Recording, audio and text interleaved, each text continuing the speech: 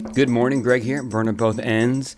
Burning on the front end of, June 13th. It is 6:13 a.m. Pacific. It's a beautiful day out in Albany, California. And so this is like the first ever post where I'm combining two of my, online personalities. So I burn at both ends and my Beats by G Money. So Beats by G Money is my Twitter account. Burn at both ends is my YouTube channel. And the purpose of this video is in January of this year, 2019, I began flipping some things on eBay to pay for a side hustle trip. There was a conference down in Anaheim I wanted to go to, and to raise money for to go to that conference, I started flipping some things on eBay, and that was not more flipping. It was more looking through my stuff and selling things I had here. But that kind of gave me a taste for how easy it was to sell things on eBay. Had a lot of success with that. Raised like $1,600 in about a month, and went to the trip, to the conference, and had a great time. So it was awesome for the side hustle. And then I decided, hey, just to keep some extra cash around, let me just go to garage sales, do the flip life kind of thing. And I have to say, Gary Vee was a huge inspiration for this. Listening to his content since March 2018, really turned on to him. He started talking about, trash talk in the garage sales and whatnot. And so I decided, let me give it a try. And this is kind of my, his 80% in the bulk of things, and then 20% just in something else, just in case that 80% falls through. And so my side hustle is 80% working for a startup, and then 20% flipping things on eBay, just to have something else in there that generates some cash, a little bit of cash. My goal is to generate several $100s a month, maybe $500 a month, something like that. I'm not quite there yet. And huge disclaimer: I am new to this. I am not an expert. Close my drawer there. Definitely brand new. Learned some things, but just huge disclaimer: I am not an expert eBay seller. I just started this in January, and so what you're going to hear is just my experience so far. And what prompted this video is, I tweet about various things on Beats by G Money, a little bit of Beats, but mostly it's just about my life and my side hustle and my daughters and things like that. And so I recently tweeted about selling a samurai sword that I bought for $5 and flipped for $40. And so I tweeted that.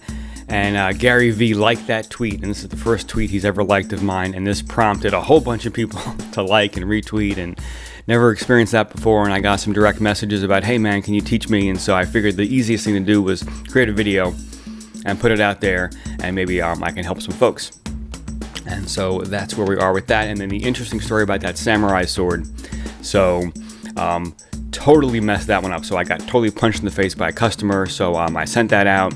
I had incorrectly labeled it as a carbon steel sword, and it was not. It was like a chrome plated steel sword. I forget why I did that. I'm an engineer. I should know that definitely. I'm not even sure why that happened, but the bottom line is that I incorrectly labeled it. It got to the buyer. He was like, hey dude, this is not carbon steel. And so in the Gary Vee style, I decided, let me just take full accountability for that. I just took the L. I reimbursed the buyer the price for the sword and the price for shipping. I figured this is the right thing to do, right? The right thing to do is always the right thing to do. It was my mistake, and so I sent him a check. And so, unfortunately, what's kind of, ironic about that sale with the samurai sword is this is what kind of Gary Vee liked, and a lot of folks got excited about, but then at the end of the day, it was my mistake, and the sale was totally messed up. So it actually was not a sale. Well, it was, but I had to give the guy a refund. Excuse me. Anyway, so that's the samurai sword. But that's part of this. There is a learning curve, and so that's kind of my first point, is that there is a learning curve to this. Guessing wrong, mislabeling, miscommunicating is going to happen. The best thing to do, in my opinion, is just own up to it and just move on. Don't dwell on it, right? Take the L, take the lesson learned, and then move on. Because, from what I understand, I haven't gotten into it yet, but getting into a fight with a buyer on eBay, I heard, is not a good idea, because eBay greatly favors the buyer. So just be very careful about that. Other things to keep in mind, and this is like part of like an overview, is have a cash flow strategy in mind. How much do you want to invest per month?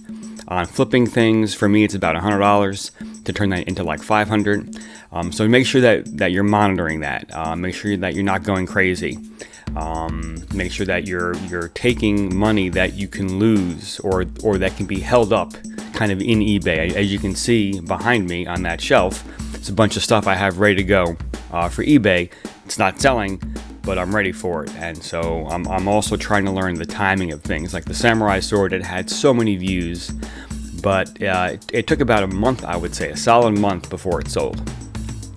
So anyway, just have a cash flow strategy in mind. Make sure that you're not overcommitting some cash. Make sure that you have room in your house for boxes. Critical. Let's see, other things. Use technology to save time, because your time spent doing this is going to be your worst enemy, right? Because you're going to want to take good pictures of things. You're going to want to write good posts on eBay or whatever platform.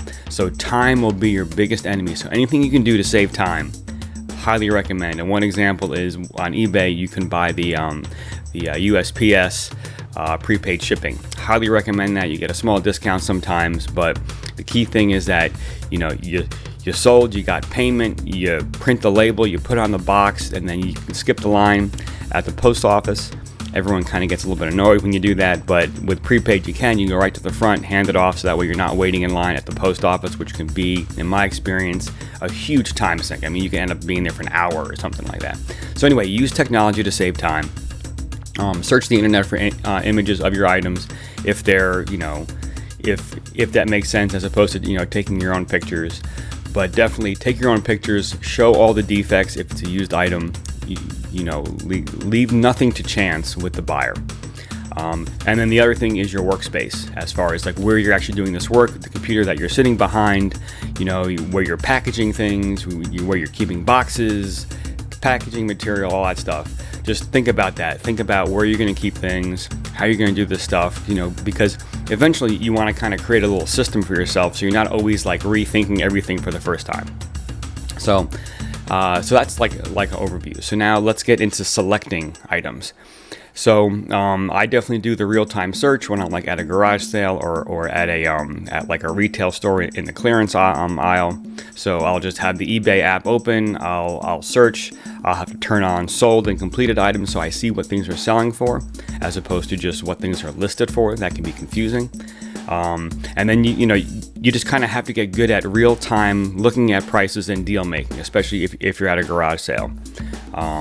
And then think about what kind of target margin you'd like. I go for over 70% profit margin. So that would mean if I saw something for $3, I should be able to sell it comfortably for about $10. And what that really means is I should probably be able to sell it, list it for like 12 or 13, and then be able to accept an offer for 10. So just make sure that that you're able to do that math on the fly when you're there. Now you're not really in a hurry to do it. You can have a pen and paper, but just you're going to have to do that math. You're going to have to do that real-time searching and comparing, and on the fly make a deal, especially if it's a garage sale. Think about when you're looking at items, overall timing, seasonal. Is it popular? Is it a holiday coming up? Like for example, I just picked up a bunch of Halloween costumes, really cheap, just about a month ago. So right now is probably not the best time to sell those. So I'm going to wait until about October and sell them then. So just think about things like that. Think about holidays coming up. Is it seasonal? Like I just found literally a pair of, like, not brand new, but nice kids skis and boots. Just someone had put them out to throw away, in great shape. And so I'm going to list them now and see if they'll sell. But my guess is that they, maybe November, December might be a better time for that. So just keep that kind of thing in mind. And an overall strategy might be buying things 6 months at a season and then waiting and then selling them later, right? Because right now, buying Halloween costumes, buying winter things is probably a good time to buy that because they'll be cheap, and then list them 6 months from now. So all kinds of strategies. Things that I've had good luck with, any kind of musician related items. Like I had a bunch of microphones. I play the drums, so I had a bunch of old drums in great shape, but still, these things sold very quickly and very easily. Any kind of other like electronics that have to deal with like music, USB devices, things like that. So I've had a lot of success with that. The samurai sword was a huge success, a lot of views, a lot of watchers. Once again, that was my mistake on the listing, but and then also anything Mac or Apple I found sells very quickly. I sold like a 2009 MacBook Pro that didn't even work for $35. Things like that. So that's selecting. So just put some thought into it. Try to move in the direction of your expertise if you have it in something. Like I know a lot about drums. I know a lot about music. I know a lot about a decent amount of about computers. So things like that. Now into listing. The huge. If I had the neon sign here, the shipping is so important. Get the shipping right. Right, you're gonna have to save some boxes, save some packaging material, so that way you're not buying it. Right, we get a lot of Amazon packages, so I'm constantly saving that. If I'm at like a buddy's house and I see like they're throwing away some boxes, I'll take them, or like those little bubble mailers. And buy a scale. Because you need to weigh things, right? So I bought a cheap scale from Bed Bath & Beyond, something that's like for a person, so I get on without the package, and then I write down the weight, and then I get on with the package. Not the greatest system, so maybe buy a decent scale that's made for packages, but you'll want a scale of some sort because you want to know how much your package weighs. And then buy good packaging tape. Don't buy the cheap stuff, buy the good stuff, because you don't want to get burned by shipping something and now the packaging tape is coming off and it's all crappy packaging tape. So that's critical. Get the shipping right. Get the weight, get the size, because when you're listing the item, you have to enter that stuff in. And if you get the shipping wrong, you're going to get burned. I've gotten burned a couple times on shipping.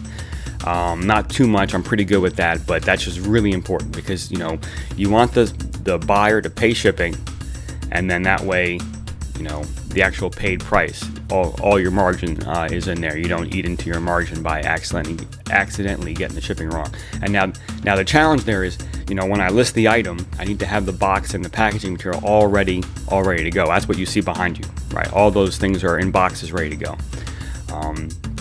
Get the condition right of the item. If it's a used item, make sure you show any flaws.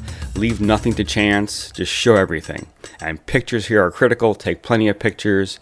And the pictures should provide value. They should be good pictures. You should have a decent light. If you have to wait till like the sun is up and you go outside and take pictures, the sun is a great, obviously, it's great light for pictures. You get a lot of detail that way. If you're inside, make sure you have good lighting. That's critical for good pictures.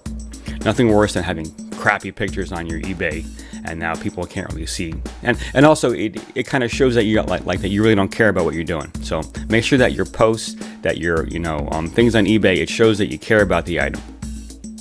And then I'd say write as much as possible in the description. Copy and paste from other sites, from Amazon, from retailers. I always add like a canned message to mine that's like, hey, I got a great deal on this. I want to pass the savings to you. This is priced to sell fast. Things like that. And that's my overall pricing strategy is I don't want to be sitting here trying to get top dollar. I want to give people awesome deals, right? And I want to make sure that my purchase price with the shipping is a great deal still. That's critical right there, is make sure that, because you're going to add the shipping. A lot of places like Amazon and Target, right, they have free shipping. It's hard to compete with that. So make sure that your price point with shipping is a good deal. Yeah, and definitely write as much as possible. Put as much detail in there, in there as you can. Great idea. And now selling and shipping. So as far as selling goes, I'm really big on accepting offers. I think all of my things are buy it now. I'm not really big on the bidding thing. I do buy it now. I accept offers, and I like to reward people that send me offers, because I figure like I have that bird in the hand mentality. Like, for example, I was just listing a little New York Yankees carved wooden bat, and when I was at the garage sale, it was $4 to buy. I looked on eBay, it was selling for like $70 to $80. I'm like, this is a sweet deal. So I've been listing it for about $60. It hasn't been selling, and then I got an offer for $35. And now you might say, whoa, wait a minute, you want to buy, sell this at, at 60 or 70, and you're going to take 35. It's like, of course I will, because I bought it for $4. I can't forget how much I bought it for. If I can buy things for $4 and flip them for 35 every day, I'll do it all day long. That's a great deal. All right, and then there's that always grass is greener thing, right? So someone else is always getting a better deal. Someone else is always, so just be careful about, kind of getting that ego in there. It's like, you're trying to sell things, or I'm trying to sell things, so I want to do that. So, and as a matter of fact, I did accept that offer on that bat, but now my problem is the buyer is emailing me, telling me that he doesn't want to buy it now. So now I got to figure out how to cancel the transaction. And then there's lots of details on canceling transactions and not having it adversely affect my account. So I got to do some reading, but I think I can. There's a way to do that. So anyway, accept offers, bird in the hand, right? You're trying to make money, so just keep that in mind. Keep in mind how much you bought it for, and your listing price and any offer are kind of arbitrary prices. So if the deal works for you, take it. Don't dwell. Because dwelling is gonna, it's almost like in real estate. Like when you list a house, supposedly the first offer you get is the best offer that you're ever gonna get. So if you've been listing an item and someone sends you an offer that you think is kind of low, keep in mind that this is probably the best offer that you're gonna get if it hasn't been getting many views and you haven't, and there's really like no excitement about it. And excitement means you have views, you have watchers. Every time you look at it every day, it's got more and more views. So just keep that in mind.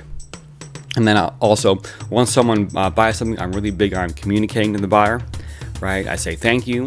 I tell them when the item's going to ship, and then I provide the tracking number.